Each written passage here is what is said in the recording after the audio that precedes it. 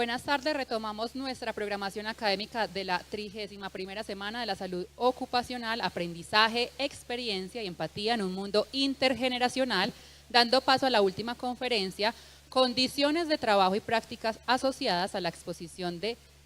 Sílice y Asbesto en el Sector de Construcción, a cargo de la ingeniera forestal Jacqueline Mesa.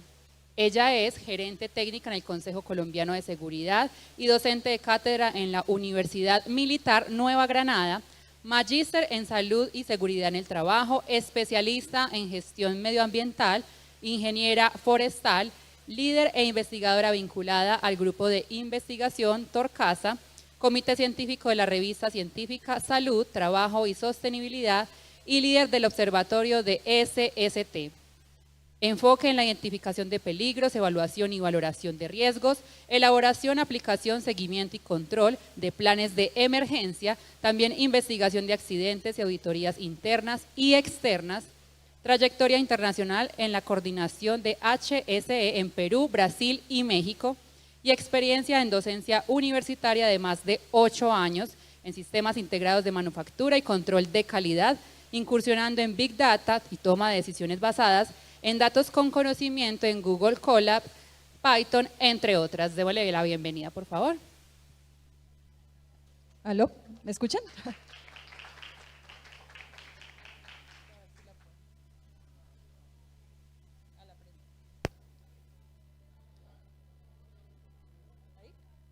Bueno, muy buenas tardes a todos. Yo sé que es una hora difícil y más de un tema tan técnico, pero pues el objetivo principal es contarles unos resultados preliminares que encontramos en un estudio que estamos desarrollando con diferentes instituciones, específicamente en lo que tiene que ver con el control a la exposición a sílice y asbesto en el sector construcción, que es un sector bastante importante para el país. Como lo mencionan, estamos liderando desde el grupo de investigación Torcasa, que es el grupo de investigación del Consejo Colombiano de Seguridad, y el proyecto se desarrolló por estos investigadores que están aquí mencionados, del Consejo Colombiano de Seguridad, la Universidad del Rosario, el Instituto Nacional de Salud y la Universidad Nacional desde la facultad o desde la Maestría de Seguridad y Salud en el Trabajo. ¿Qué vamos a ver? Y parte de la presentación es un contexto de por qué el proyecto de investigación, digamos, resulta necesario para el país, el desarrollo y de resultados preliminares de lo que encontramos en el levantamiento de datos, una relatoría de algunas prácticas que se encontraron que vale la pena pues que ustedes conozcan si pueden implementar en los lugares de trabajo, y retos y recomendaciones en la prevención de neumoconiosis en el sector de la construcción. Contexto, el asbesto está prohibido en el país, hay una ley que lo prohíbe, en teoría teníamos plazo, digamos se cerró en 2019, es decir, ya no se puede producir o no hay nada que produzca asbesto, no hay fábricas, no se comercializa, pero el problema aún continúa porque duramos más o menos 50 años produciendo asbesto y hoy muchas seguramente de sus casas tienen una teja de asbesto, un tanque con asbesto, el agua que llega a las casas de ustedes tal vez tenga tubería hecha con asbesto, es decir, todavía tenemos mucho asbesto en el país de lo que, digamos, se vino fabricando y con lo que se construyó. Entonces, hoy tenemos, están en verde los que hoy prohibieron el asbesto a nivel mundial, pero nosotros en Colombia tenemos un reto, es en algunas de las actividades, principalmente en la demolición, por lo tanto todavía es una sustancia que necesitamos estar monitoreando. A nivel de la sílice, tenemos una legislación, la resolución 2467 del 2022, de hecho las empresas tuvieron plazo de, digamos, implementar hasta el 24 de julio del 2024, todo lo que tiene que ver con el programa de prevención para la exposición a sílice cristalina y hace parte ya de una obligatoriedad legal, no importa el sector, no solo sector construcción, sino sector minería y otros que tienen esa exposición a sílice. Otra normativa relacionada es el decreto 1477, en donde se determina la neumoconiosis y la asbestosis como una enfermedad profesional, es decir, si hoy ustedes tienen un diagnóstico de un trabajador que tenga una enfermedad de este tipo, de hecho casi es de clasificación directa, o sea, si ya el diagnóstico es una enfermedad laboral y ya ustedes tienen que hacer todos los procesos adicionales. Entonces, esa es una de las razones para el proyecto. ¿Por qué es importante hablar de sílice y asbesto y por qué lo trabajamos? Porque está relacionado directamente con cáncer del pulmón, cáncer de laringe principalmente para exposición a asbesto y cáncer de ovarios, el mesotelioma, que son enfermedades, digamos, complicadas o complejas, tiene una alta mortalidad y un diagnóstico tardío, por lo tanto, después de muchos años de exposición, los trabajadores van a empezar a tener estas manifestaciones, y las dos enfermedades que ya hablamos, que es la silicosis y la asbestosis, que son enfermedades, digamos, primarias, y el EPOC como una relación a nivel de las consecuencias en salud. Esa es la razón por la que estamos hablando de sílice y asbesto y por lo que todos debemos trabajar en prevención. ¿Cómo están los datos a nivel de fracción atribuible ocupacional? Cuando hay exposición a asbesto, principalmente, o la que más tiene sería mesotelioma pleural, que es de las enfermedades relacionadas con exposición a asbesto, pero existen otras, para Francia y Canadá, que son los estudios que hay, y la fracción atribuible a sílice es cáncer de pulmón en unas fracciones entre 1 y 2,4 de acuerdo a lo que se tiene. Las dos sustancias son comprobadamente carcinógenas, es decir, ya existe evidencia de que exponernos a esas sustancias pues puede llevar a un efecto que es cáncer. ¿Cuál es el problema en nuestro país? Lo señalamos en rojo. Colombia no cuenta con estimaciones, es una de las grandes dificultades, no tenemos datos que nos ayuden a comparar, pero nos basamos en algunos datos de otros países y se estima dentro de la investigación que los hombres tienen mucha más probabilidad o son de 2 a 3 veces más probable de tener, obviamente, esa fracción atribuible en hombres o mujeres, principalmente en sector construcción, pues porque los hombres trabajan, digamos, es una actividad en donde principalmente es mayormente masculina, no es necesariamente porque tengan más probabilidad o no, sino porque es la población que más se está exponiendo. ¿Por qué es importante el sector? Hoy se estima, de acuerdo a los datos del DANE, 23,9 millones de personas reportadas ocupadas, de las cuales se estima que hay 1,6 trabajadores en sector construcciones. 1,6 millones de trabajadores es un número importante y normalmente se podría estimar más o menos 771.000 personas en zonas metropolitanas. Y la dependencia del Producto Interno Bruto, pues a nivel económico el sector construcción mueve la economía, los trabajadores, digamos, están siendo contratados, y esta importancia, aparte del número de trabajadores y el aporte, pues hace que sea un sector de importancia también en temas de salud. En tasas de siniestralidad, sector construcción tiene el 5º lugar en accidentes de trabajo con una tasa de 2,6, principalmente por accidente de trabajo, no por mortalidad, porque los datos probablemente hay subestimación, no tenemos tantos registros, y a nivel de mortalidad es el sector el segundo con mayor mortalidad y el primero en número de trabajadores fallecidos para los datos estimados que teníamos a el cierre de 2024.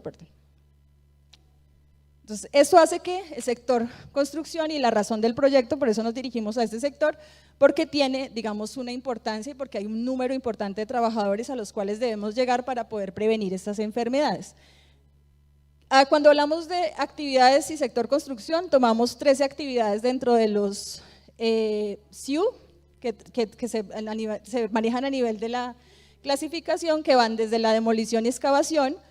principalmente por la exposición a asbesto, por la demolición principalmente, entendiendo que pueden haber construcciones antiguas que tienen contenido de asbesto y que hoy no tienen protocolos específicos, y pasamos por construcción de edificios hasta túneles y carreteras, es decir, se identificaron 13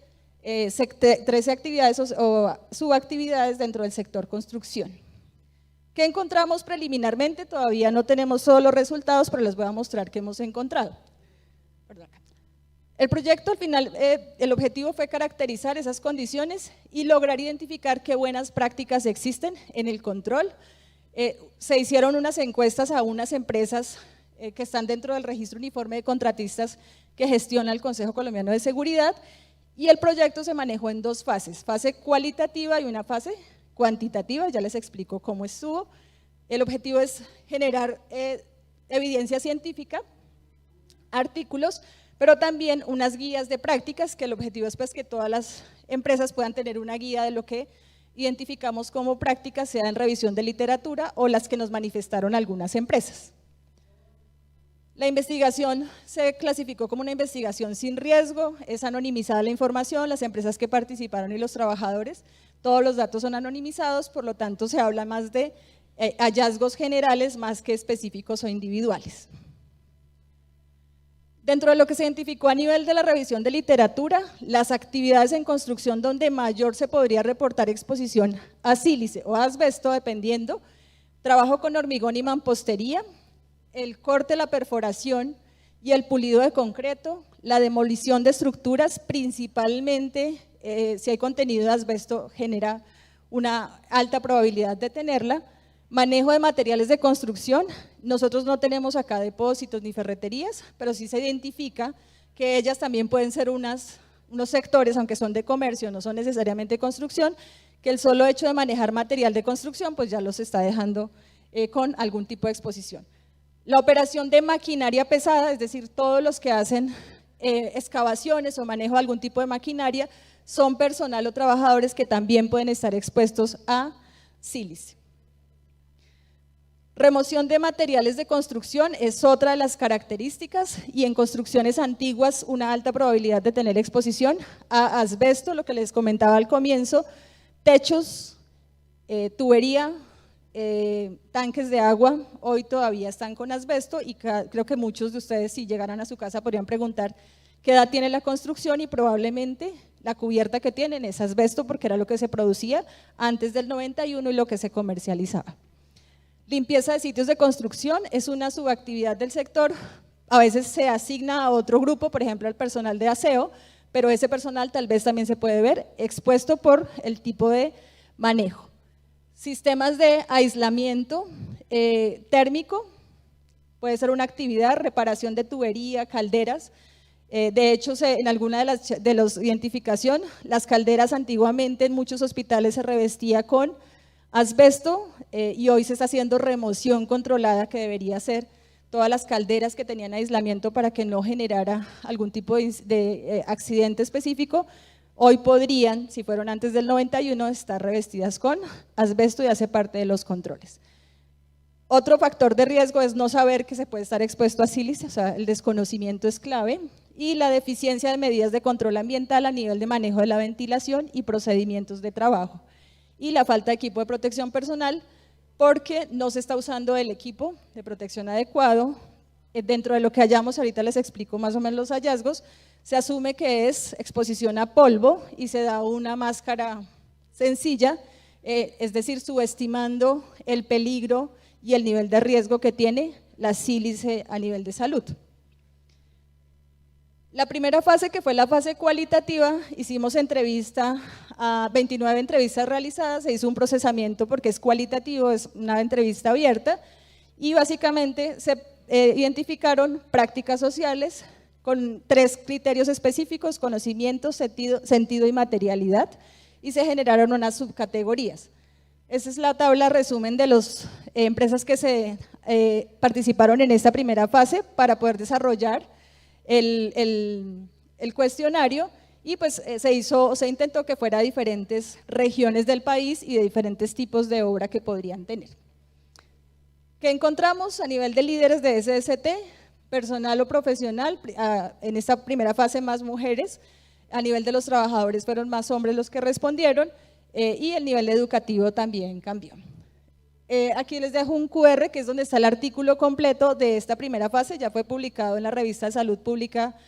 de la Universidad de Antioquia, y están los resultados relacionados con la primera fase, que es la cualitativa a nivel de las prácticas. ¿Qué encontramos? O dividimos en 3 categorías las prácticas: directrices de seguridad y salud en el trabajo, gestión de los procesos y riesgos, y el fortalecimiento de capacidades en SST. Esos son los 3 grupos de prácticas, y básicamente ¿qué se encontró a nivel de las directrices? En general, en la primera fase se encontró que las personas hacen identificación de peligros y gestión de riesgos de manera general, pero no incluyen sílice y asbesto, es decir, polvo, exposición a polvo, y ahí quedó, y no se está dando una suficiente relevancia. Hay desconocimiento en la implementación de lo que ya es hoy obligatorio a nivel de legislación, y existencias de políticas de manera general, pero no específicas para el control. A nivel de la gestión de procesos, inclusión limitada, de lo que tiene que ver con los peligros relacionados con sílice y asbesto, medidas de control muy generales y no específicas, sistemas de vigilancia epidemiológicos generales y no específicos sobre las condiciones de salud, no se incluyen en los profesiogramas en la primera fase o no se incorpora nada relacionado con sílice y asbesto, es decir, en los tipos de exámenes que deberían estar haciendo, no se está monitoreando la salud de los trabajadores y el suministro de equipo de protección personal bastante limitado y no general o específico a la sustancia que se está exponiendo. Existen programas de salud de capacitación general, pero no específica, y la cultura de SST, pero las personas desconocen lo que es sílice y asbesto. El conocimiento es empírico, es decir, ha sido, y es una característica del sector construcción,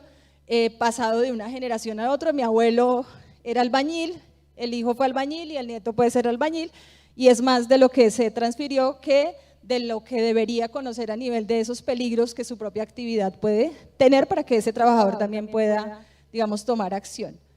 Existen programas y capacitaciones, lo que encontramos en esta primera fase es demasiado general y una cultura del autocuidado, pero principalmente a nivel de accidentes, pero no de prevención de accidentes, de enfermedades laborales, que es como el común en el sector construcción. O sea, hacemos mucho por trabajo en alturas, espacios confinados, el tema de maquinaria pesada, pero cuando hablamos de enfermedad laboral, el sector se queda corto en las acciones. A nivel de la fase cuantitativa se entrevistaron a 209 líderes de seguridad y salud en el trabajo y a 428 trabajadores. Estamos en procesamiento de los datos, pero les voy a mostrar algunos de los hallazgos. ¿Cómo se comportó? Las 209 a nivel de los líderes de SST, la mayoría fue en pequeña empresa. Dentro de lo que encontramos, digamos, de la caracterización de las líderes de SST, de las actividades que más estuvieron, digamos, respondiendo a nivel de construcción y otras a nivel de las clasificaciones que se dieron, principalmente en mantenimiento y reparaciones, infraestructura civil y materiales de construcción. A nivel del instrumento B, que es el que se aplicó a los trabajadores, igual se comporta, mayoría pequeña empresa, porque pues así funciona, digamos, así está más o menos representada el número de empresas del sector. Es mucho más en pequeña y mediana, en micro y pequeña, y pocas en grande dentro de la población general. ¿Qué encontramos a nivel de los instrumentos? Los líderes con posgrado y especialización, con coordinadores o directores en su mayoría, y a nivel de los trabajadores, primaria y secundaria a nivel educativo, y sus cargos oficiales de obra o supervisores de obra. Cuando se hizo la pregunta sobre cómo hace o qué tipo de metodologías usa para la identificación de peligros, la gran mayoría, el 92%, habló de una matriz de identificación, es decir, no usa otro tipo de metodologías para identificar peligros, sino la GTC 45, que a nivel de la identificación de peligros en exposición a sílice y asbesto se queda un poco corta, porque es una metodología cualitativa que no ahonda en la exposición a sustancias químicas. Los trabajadores responden que sí participan del proceso de identificación de peligros. A nivel de reconocimiento de la sustancia, el 73% de los profesionales dice conocer la exposición a la sustancia y solo el 55% manifiesta conocer la exposición a sílice y a ambas en los casos. Este dato es importante porque si hubo un hallazgo, ahorita lo vamos a ver, los profesionales de SST que de hecho deberíamos estar llamados a conocer de antemano que puede haber en ese sector una exposición a sílice y asbesto, en muchos casos se estaban enterando de que esa sustancia existía.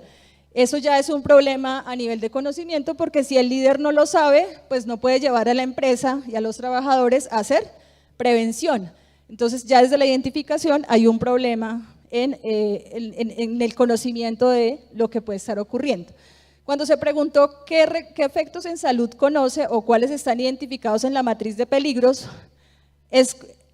solo el 53%, es decir, hay menos, o sea, de los profesionales identificó que es una probabilidad de neumoconiosis o silicosis y de cáncer de pulmón, es decir, el otro 50% se está quedando corto. Esa es la proporción, la que más nos respondieron. Hay otros tipos de cánceres que ni siquiera los tienen identificados como un efecto en salud de las sustancias. Y a nivel de los trabajadores, pues estuvo peor porque solo el 27% conoce que hay probabilidad de una neumoconiosis o una silicosis y de un cáncer de pulmón. Eso también hace que, pues si yo no conozco el efecto en salud, pues no tome conciencia de que debo participar y llevar a cabo los protocolos. ¿Cómo identifica el peligro? La mayoría lo hace por inspección y algunas, muy pocas, toma de muestras, por ejemplo, es decir, a nivel de higiene no se reporta toma de muestras específicas y un gran porcentaje no realiza ningún tipo de actividad de identificación del peligro, que es la parte inicial del proceso. A nivel de higiene, nos reportan que sí tienen programas de higiene, pero de ruido, iluminación, pero nada que tiene que ver con sílice. Y es uno de los principales peligros. Ahí hay un llamado también a que estamos trabajando a nivel de la gestión en SST. Tampoco tienen establecido los grupos de exposición similar, por lo tanto no tienen estrategias ni cómo hacer una medición específica.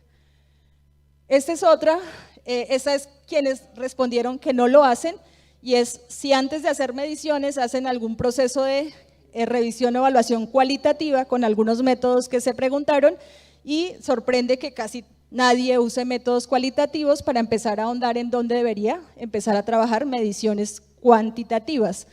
Eso es uno de los resultados. Otro de los resultados ya en las que preguntan, no cuenta con informes, es la mayoría, es decir, no hace mediciones higiénicas, no hay datos dentro de la evaluación, y cuando los tienen, los informes se quedan cortos, es decir, hay un porcentaje que tiene el informe, pero el reporte de los datos a nivel de la concentración de las sustancias es limitada. Y a nivel de los trabajadores, reportan en la mayoría que ninguna vez han hecho mediciones, o sea que ellos no han estado en procesos de mediciones dentro de los lugares de trabajo, lo que, digamos, hay que contrastar porque ellos no identifican que eso se haga dentro del lugar de trabajo. A nivel de controles administrativos, aquí por la jerarquía de controles estamos al revés, la mayoría, y no todos, habla de que el mejor control es el equipo de protección personal y no toma medidas antes de, es decir, están pensando en qué tipo de protección y solo con una máscara para polvo, pero lo demás ni siquiera lo tienen identificado, lo que ya resulta en un problema a la hora de definir los controles y la jerarquía. Dentro de lo que más reportan los dos grupos, como lo que están medio haciendo es ejecución al aire libre, pero ya cuando están en edificios que empiezan a ser terminados y empiezan a hacer otro tipo de actividades, pues el aire libre se queda corto porque ya son sitios cerrados. Lo demás que son ventilaciones y sistemas de ventilación no hace parte de las prácticas que están levantando. Control de fibras y disposición de residuos es lo que reportaron en su mayoría, pero no a nivel de eliminación, reducción y digamos controles un poco más de ingeniería que deberían estar establecidos. A nivel de los exámenes médicos, el examen que más reportan que se hizo, más o menos está parecido trabajadores, es pirometría, pero por ejemplo para la resolución de sílice, solo el 11% reporta hacer radiografía de tórax con lectura de protocolo de OIT, que hace parte de una obligación, digamos, ya reglamentada, y ni siquiera otro tipo de radiografías, es decir, solo nos estamos con pruebas a nivel de espirometría dentro de lo que está trabajando el sector.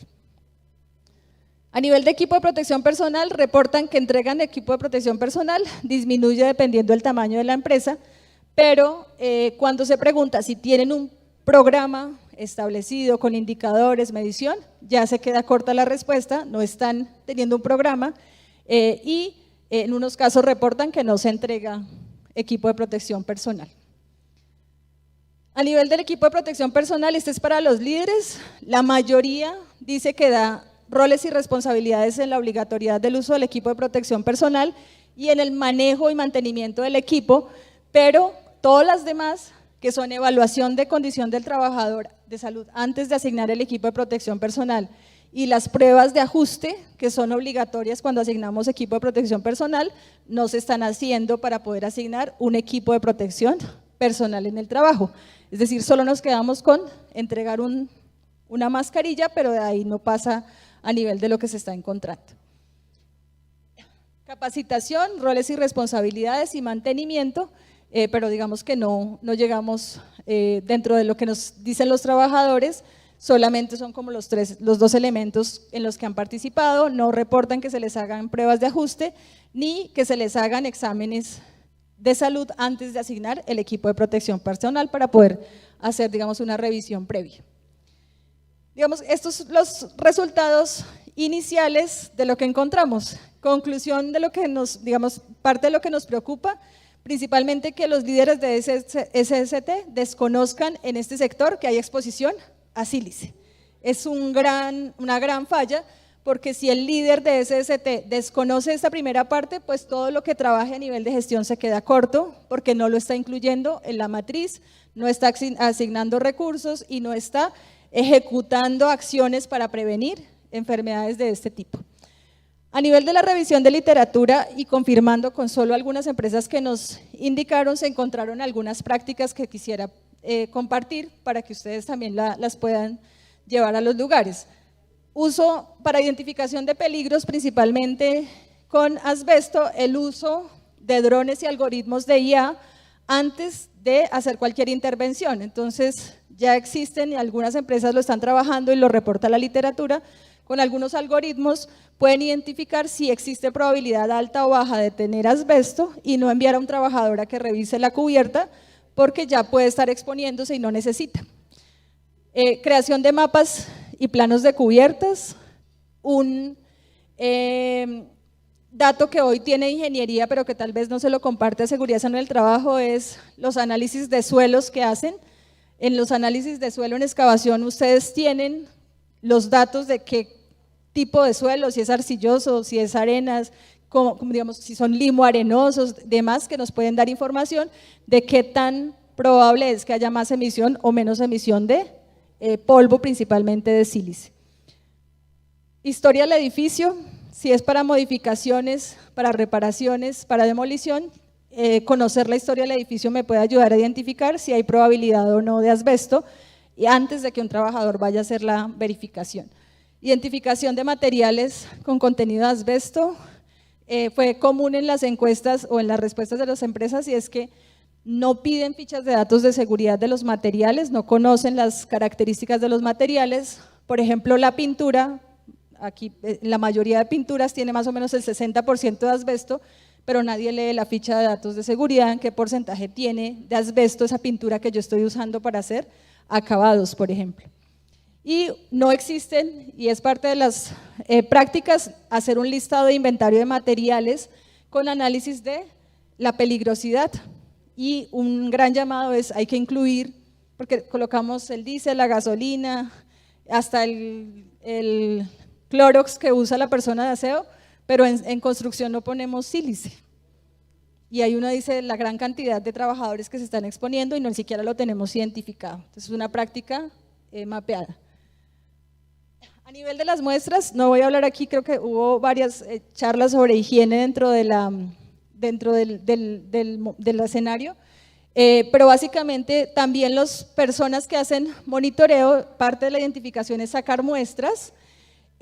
también deben protegerse, es decir, si van a hacer un muestreo, pues ese grupo de higienistas que va a ir a hacer el levantamiento, la toma de muestras, pues también debe tener protección y debe llevar unos protocolos a nivel del muestreo que asegure, primero, que en ese proceso de levantamiento de la muestra no se generan fibras al ambiente, pero que ese trabajador que también va a poder estar expuesto, pues cumple con protocolos para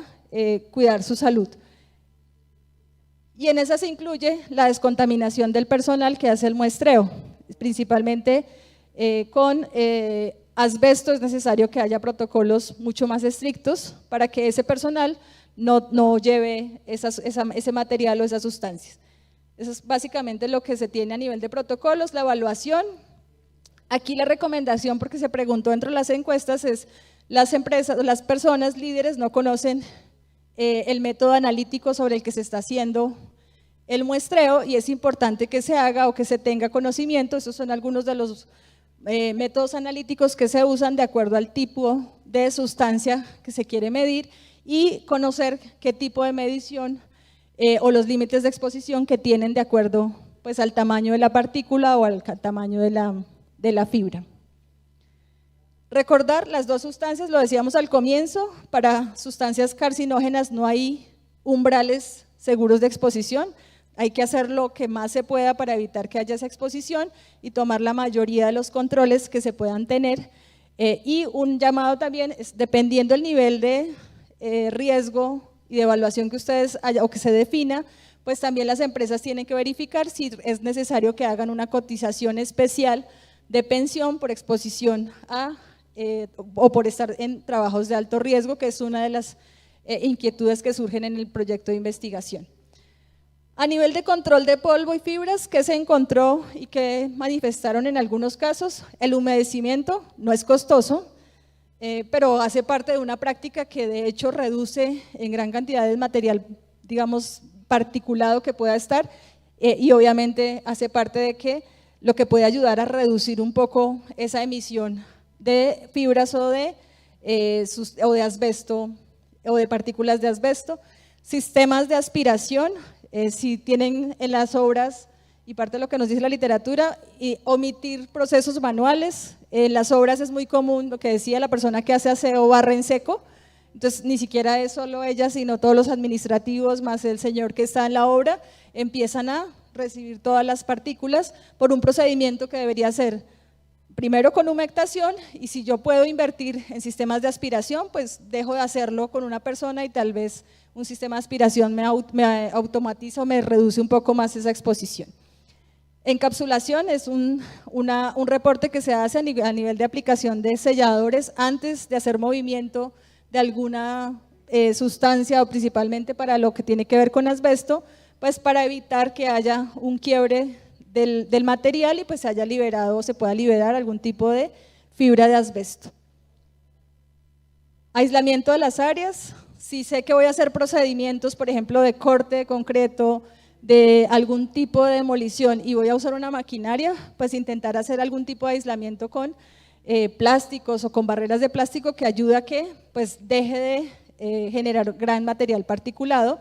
Y otras prácticas, el uso de presión negativa para evitar, también puede ser una de las que reporta a nivel de literatura. Otro, métodos de trabajo en húmedo, ya ahorita les muestro una foto de lo que se reporta, y es cómo podemos incluir o humedecer las superficies o que las maquinarias nos ayuden a reducir el nivel de emisión de sustancias. Limpieza regular de las áreas, orden y aseo, pues aquí claramente hace parte de una práctica porque yo dejo de acumular tanta polvo dentro de la obra, y una que es eliminación adecuada. Pareciera que la recolección de residuos no se toma en cuenta y a veces podemos hacer mucho en las partes operativas y la recolección al final lo hace mal y generamos más inconvenientes. Estas son algunas de las fotos. Existen dentro de lo que se reporta en maquinaria que ya tiene sistemas de aspiración. Esta es una pulidora a nivel de concreto, pero existen otras que ya tienen sistemas de absorción que ayudaría muchísimo a bajar el nivel de exposición. Yo de hecho no estuve en esa charla, pero en el programa había una charla sobre sistemas de monitoreo de fracción respirable por diferentes tamaños, que podría dar también en algunos espacios identificación cuando puede haber mayor cantidad o menos para tomar acciones preventivas. Esta es una cortadora de ladrillo que tiene succión. Normalmente las cortadoras son fabricadas de manera, pues tenemos aquí muchos sitios, sobre todo de metal mecánica, que hacen cortadoras de ladrillo, ya diseños que uno les puede pedir que puede ayudar a reducir la emisión de polvo con contenido de sílice. Es este tipo de cortadoras, en donde aparte de tener agua, que hoy algunas lo tienen, pues también puede tener un tipo de encapsulación y nos ayuda a reducir el nivel. Y la cabina cerrada de la maquinaria pesada, normalmente se trabaja mucho la cabina cerrada, principalmente para evitar accidentes. Esa, digamos, fue como la razón, que tuviera una protección y que en caso de volcamiento y demás el trabajador quedara protegido. Pero obviamente mantener esas cabinas cerradas evita que ese operario pues tenga exposición al contenido. Obviamente necesitamos que el trabajador pues mantenga la cabina cerrada, y si por condiciones de clima necesita pues, digamos, tener algún tipo de aire acondicionado, pues es mejor, digamos, implementarlo que permitir que él se exponga permanentemente a sílice. A nivel de control de polvo y fibras existen algunas recomendaciones específicas, que es la OSHA 1910, nos habla de algunas barreras específicas, los invito pues para que la lean, ahí ya nos, digamos, da algunas sugerencias de hacer qué tipo de sellados o qué tipo de monitoreo, que tal vez es válido para que lo puedan trabajar o se pueda trabajar, y es parte de lo que nos reporta a nivel técnico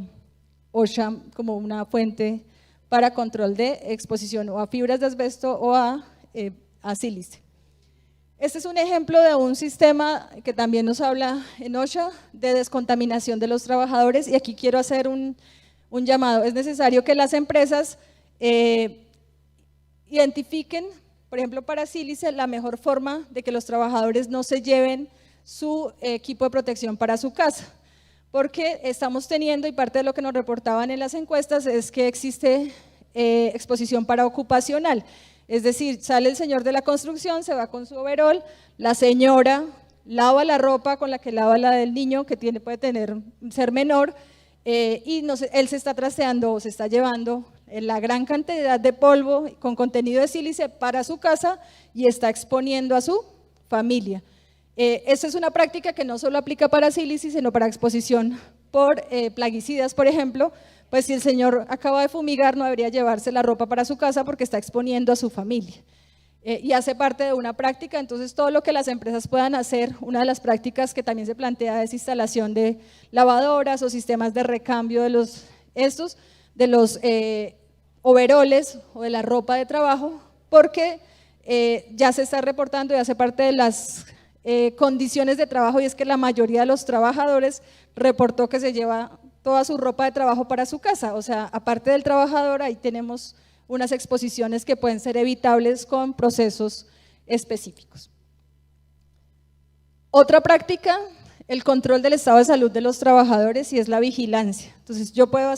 identifico, pongo barreras, elimino, pero tengo que hacerle control periódico y muy detallado a los trabajadores. Detección de signos y síntomas, qué está haciendo con las incapacidades o los reportes de enfermedades respiratorias, gripas frecuentes y demás, hace parte de la información que debemos levantar. Efectos sobre el sistema respiratorio, entonces todo lo que tenga que ver con exámenes médicos que identifique o que pueda identificar, todo lo que tiene que ver con la historia ocupacional estandarizada y el historial de exposición. A nivel de exámenes complementarios, el que nos dice la resolución, radiografía de tórax con protocolo de OIT, pero existen otros protocolos que también pueden ser usados, como los cuestionarios estandarizados, que existen y que ustedes se pueden implementar en los lugares de trabajo para empezar a hacer controles específicos. ¿Qué recomendaciones nos dice la literatura? Yo debería tener historia ocupacional de esos trabajadores por grupos de exposición, conocer en una entrevista, con entrevista detallada, que hace parte de hecho con los médicos ocupacionales, es pregunte, porque puedo tener unas patologías, pero nunca se pregunta en qué trabaja esa persona, y hace parte de la fuente de información más importante para poder saber si yo debo cambiar o no al trabajador de lugar de trabajo, o lo tengo que reasignar o tengo que hacer algún tipo de ajuste. ¿Qué debería tener? Registro de los empleos, descripción de las tareas, historial médico, testigos nos pueden ayudar a identificar, documentación de seguridad, registros de monitoreo, peritajes y evaluaciones técnicas, normativa y regulaciones, y todo lo que tiene que ver con cronología de la exposición, hace parte del historial de exposición de los trabajadores que hoy podríamos intentar de alguna manera empezar a implementar en los lugares. Herramientas que se pueden usar: matrices de exposición laboral, dossier individual de exposición, bases de datos de trabajadores expuestos. La mayoría los agrupa, pero no tiene relacionado exactamente en qué actividad y cuánto tiempo estuvo la persona para poder determinar esa carga de exposición. A nivel de los estados, a nivel de estado de salud, hay una variable que ya no maneja la empresa, pero que es necesario que lo trabaje a nivel del control, y del programa de cesación tabáquica, porque aparte el trabajador puede estar expuesto a sílice, pero aparte de fumador, pues su probabilidad es mucho más alta de empezar a tener algún tipo de patología a nivel de salud. Por lo tanto, todo lo que se haga a nivel de programa de cesación tabáquica, pues hace parte de una práctica que de hecho beneficiaría muchísimo la salud de los trabajadores. Otra práctica, comunicación del riesgo, entrenamiento y señalización, hace parte de lo que nos indica la literatura. Lo veíamos en las encuestas, el conocimiento es mínimo, por decir que nulo dentro de los trabajadores, lo que implica que no les estamos informando de esa exposición y que es necesario informar para que ellos sean parte activa también de lo que se debe trabajar. Entonces, que sea clara, precisa, con un lenguaje asequible, que tenga, y obviamente basado a nivel científico, que les explique las vías de exposición. El impacto en salud es importante, por eso se hizo la pregunta de si usted sabía qué tipo de enfermedades puede tener consecuencia de la exposición a sílice, medidas de protección, que conozcan las normativas y el entrenamiento continuo como parte de la comunicación. Y la responsabilidad compartida, es decir, si la empresa hizo todo lo que tenía que hacer, asignó, identificó, comunicó, pues obviamente debe ser explícito que hay una responsabilidad compartida en el uso adecuado del equipo de protección personal y en el uso de los, digamos, en el seguimiento de procedimientos seguros de trabajo. A nivel de los programas de protección respiratoria, la mayoría, de acuerdo a los datos, respondió que no tiene programa de protección respiratoria y es uno de los hallazgos que se encontró, y es, si no tiene un programa, no hay pruebas de ajuste, yo no estoy evaluando y no estoy verificando si ese equipo de protección personal es adecuado, por lo tanto, es necesario que las empresas no solo entreguen el equipo de protección personal, sino que lo hagan con un programa establecido, con indicadores y con mediciones específicas. Y para finalizar, pues hay algunos retos que encontramos preliminarmente dentro de los datos, para la prevención de neumoconiosis relacionadas con silicosis y asbestosis, porque hace parte, digamos, de una preocupación a nivel de salud pública. Hay un subregistro, sí, los periodos de latencia de las enfermedades, normalmente un trabajador puede entrar, pero puede estar 20 años expuesto y no lo va a recibir el sistema de riesgos laborales, sino el salud, es decir, ya la persona llega con una patología después de que o se pensionó o ya no está en el mercado laboral, y no es porque no haya habido exposición ni porque no se haya enfermado a causa del trabajo, sino que el dato no está siendo monitoreado en ese específico, sino en el sistema de salud, que ya empieza pues a tener muchas más dificultades, y obviamente los trabajadores pues por desconocimiento no conocían o no sabían de esta exposición. ¿Qué encontramos y cuáles son las recomendaciones? El levantamiento de datos e información es clave. Las empresas no tienen información que los ayude a identificar, en la identificación del peligro, pero tampoco en el rastreo de las condiciones de salud de los trabajadores. Lo estamos dejando muy al azar, no estamos haciendo seguimiento en sistemas de vigilancia epidemiológica, no tenemos indicadores y sin datos es difícil tomar decisiones. Es decir, es necesario tomar datos incluyendo esos reportes de condiciones de salud o esas manifestaciones de que un trabajador puede estar teniendo algún tipo de enfermedad. Nos toca trabajar en soluciones costo efectivas y es todos, es decir, la academia, las entidades o las organizaciones científicas, los estudiantes, los líderes de SST, las empresas, porque es un reto también poder llegar a hacer todos los controles, pero tal vez pensando en soluciones podemos ayudar al sector, ayudar a los trabajadores y dar mejores herramientas para poder prevenir algún tipo de enfermedad, pero aquí nos toca pensarlo. Hay algunas recomendaciones, pero aquí hay casos específicos, hay condiciones por clima, por temperatura. Un trabajador de la costa difícilmente lo puedo convencer por la temperatura que tiene que use una máscara facial, o sea, me va a decir que no, y ahí ya tenemos unas barreras en las que tal vez por eso no solo el EPP, sino antes tenemos que trabajar mucho más en controles de ingeniería y en todo lo que pueda generarse a nivel de innovación para poder ayudar mucho más fácil a esa prevención. Programas de vigilancia epidemiológica, medir, es necesario. En este caso, sílice y asbesto, tiene que hacerse toda la revisión a nivel epidemiológico porque no se identifica que la tengan monitoreada las empresas. Y formación y educación, y aquí el llamado es cómo llegamos a los trabajadores, cómo llegamos a las empresas. Como lo vieron, la mayoría de los tamaños de empresas son pequeña, micro, pequeña empresa, donde los recursos y el presupuesto es limitado. Entonces yo les estamos pidiendo identificar el peligro. Ya sabemos que hay exposición a sílice, pero los presupuestos para esas empresas son limitados, entonces ahí por eso nos toca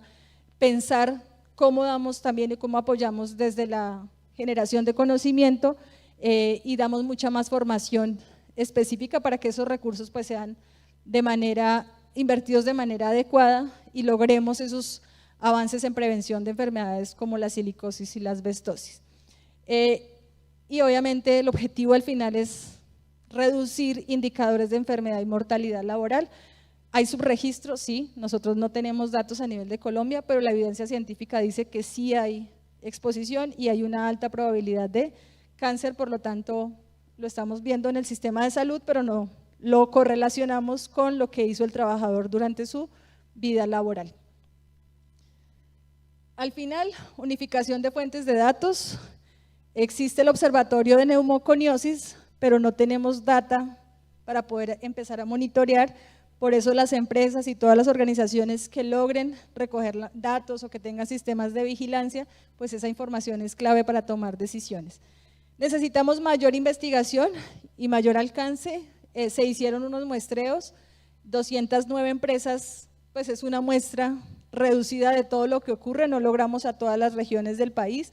Existen temas culturales, temas a nivel de disposición, de manejo de materiales y demás que es necesario trabajarlas.